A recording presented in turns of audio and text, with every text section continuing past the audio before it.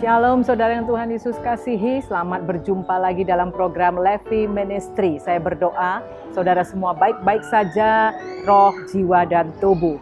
Saudara, sebagai orang tua yang baik, kita tentu pernah mengajarkan anak-anak kita ketika mereka masih kecil, sejak masih dini, supaya mereka belajar dan rajin menabung. Kita akan memberitahu kepada mereka betapa pentingnya, banyaknya manfaat dari menabung. Saudara yang Tuhan Yesus kasihi, kita juga mengajar setelah mereka besar dan mereka sekarang bekerja. Kita memberitahu mereka agar menyisihkan sebagian penghasilan mereka untuk masa depan mereka. Ada banyak manfaat dari menabung. Saudara, salah satunya manfaat menabung adalah sebagai cadangan dana. Ketika sewaktu-waktu kita atau anak kita mengalami keadaan darurat, misalnya ada yang sakit, perlu dioperasi, perlu biaya besar. Untuk pendidikan anak yang tiba-tiba membutuhkan dana besar, kita tentu tidak perlu berhutang ke sana kemari, bukan?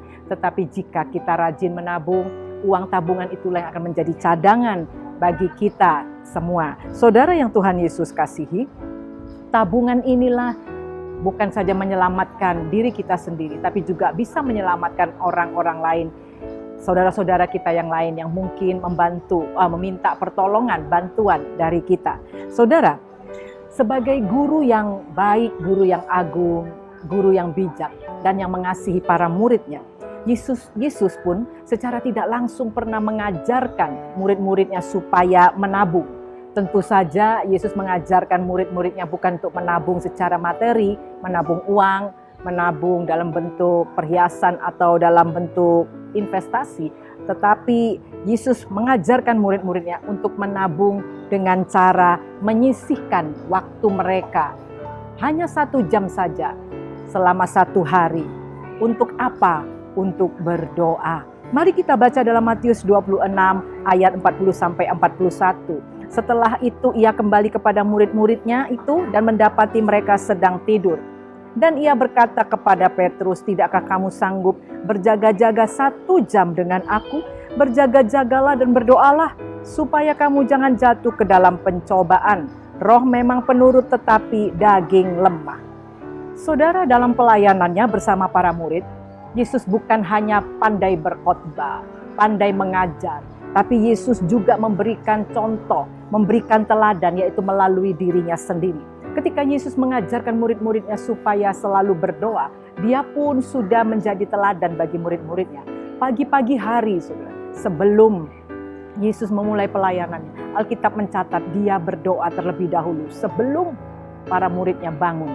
Dan malam hari setelah dia selesai dalam pelayanan, Yesus pun berdoa kembali kepada Bapanya. Saudara yang Tuhan Yesus kasih, karena doa-doa yang begitu banyak, yang begitu sering Yesus panjatkan, yaitu doa-doa inilah yang membuat Yesus bertahan menghadapi berbagai percobaan dalam pelayanannya ketika di dunia.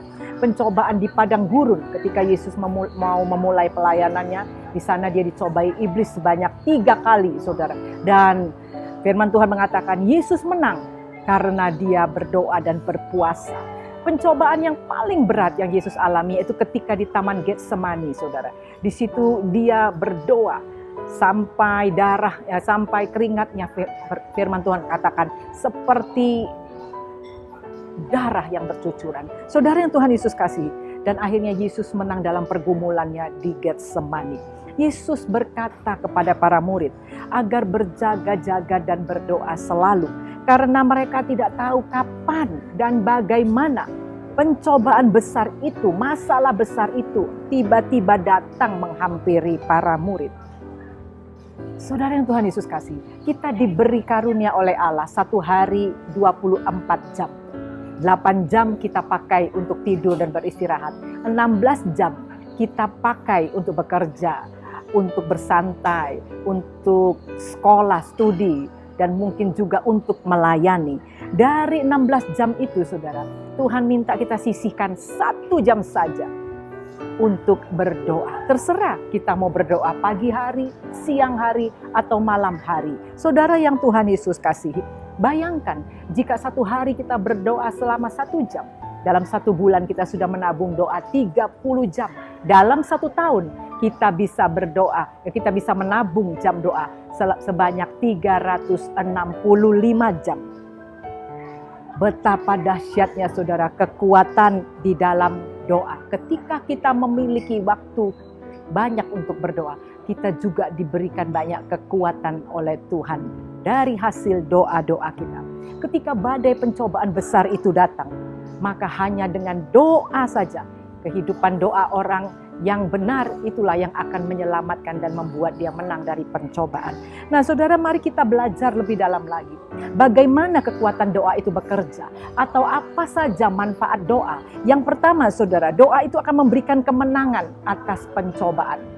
Dalam Matius 26 ayat 41 firman Tuhan berkatakan, berjaga-jagalah dan berdoalah. Supaya apa? Supaya kamu jangan jatuh ke dalam pencobaan.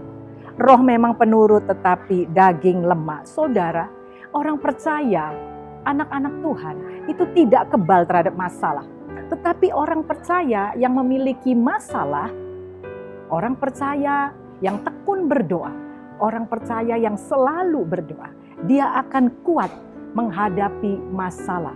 Ketika masalah besar, ketika badai besar itu datang melanda, orang yang sudah banyak berdoa, orang yang selalu berdoa, dia tidak akan bingung, tidak akan lari ke sana kemari mencari pertolongan, dia tidak akan depresi, dia akan tidak stres. Tapi sebaliknya, orang-orang seperti ini akan menjadi kuat dan menang.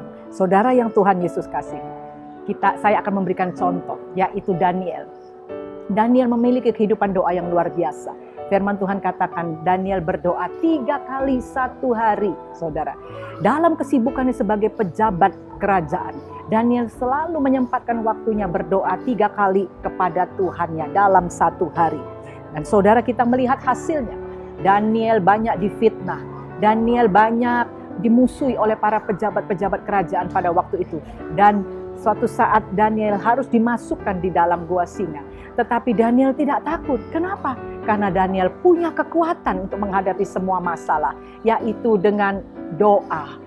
Dia mengandalkan Tuhan lewat doa-doanya setiap hari. Saudara, semua keberhasilan, semua kemenangan, serta keberanian Daniel ketika dia menjadi pejabat di kerajaan Babel, di tempat di mana dia dibuang, semuanya itu berasal dari kekuatan doa Daniel. Dan saudara, inilah yang luar biasa. Daniel selama hidupnya, dia selalu dipakai oleh 4 raja Babel yang berkuasa saat itu, supaya Daniel menjadi penasehat raja. Manfaat doa yang kedua, saudara. Doa menguatkan orang yang dalam kelemahan. Apabila saudara yang berdoa adalah orang yang kuat, dia bisa menguatkan orang-orang yang lemah yang sedang menghadapi masalah saat itu. Orang yang menang adalah orang yang memiliki kesaksian, dan kesaksiannya itu akan dibagikan kepada orang-orang yang saatnya dia temukan itu sedang menghadapi masalah berat. Dan saudara yang Tuhan Yesus kasihi, masih banyak lagi manfaat dan kekuatan dari doa. Kesaksian-kesaksian orang percaya yang dikuatkan dan dijawab doanya oleh Allah menjadi kekuatan bagi kita yang memiliki masalah.